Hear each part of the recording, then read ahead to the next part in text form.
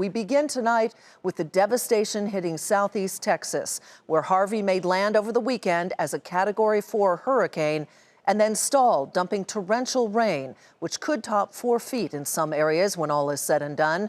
There has been and will be historic flooding. There have been mass evacuations and several deaths. Tens of thousands are without power in Houston, the nation's 4th largest city. Well, it's at a standstill. And the heart of the nation's energy infrastructure is impacted. We have reports up and down the Gulf Coast, in Corpus Christi, near where Harvey made landfall, Galveston, of course. But we begin with Contessa Brewer in Houston. Houston is dealing with persistent flooding and relentless rain, now measured in feet rather than mere inches. And all the while, officials are grappling with families still begging with the need to be rescued.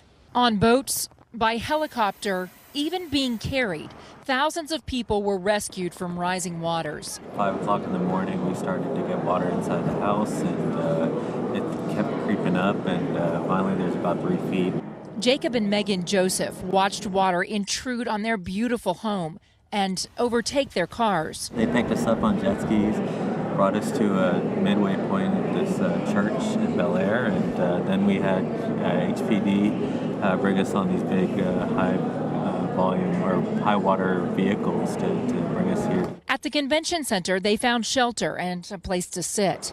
By day's end, they were joined by thousands more, babies and the elderly, the disabled, and small students missing out on the first day of school. It was damaged in a flood, so we had to walk through the water, and they took us to the library, and we took a bus.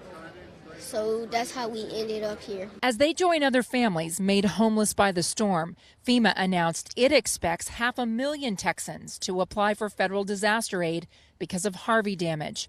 And the federal government is preparing its financial response. My focus here is on the tragedy that's unfolding, on the people whose lives are in jeopardy, and the people who need help. And I have been spending day and night working, trying to coordinate with local officials, county judges, mayors, speaking with the governor, repeatedly speaking with the president, the vice president, with cabinet agencies, and trying to marshal federal assets to save lives. In Houston, airports will remain closed until Thursday. Downtown, business after business is closed and streets are impassable.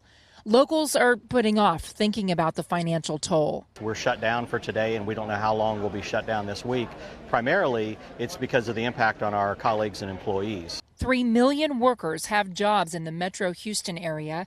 Jacob and Megan Joseph are eager to return to work. He is a physician at a local hospital. She, a speech pathologist. But for now, they're simply grateful to be safe, dry, and together. The Army Corps of Engineers is releasing water from 2 nearby dams, knowing that they're going to flood neighborhoods more in downtown Houston, but preferring that as the option rather than risking a breach from reservoirs that are at capacity. In Houston, Texas, for Nightly Business Report, I'm Contessa Brewer.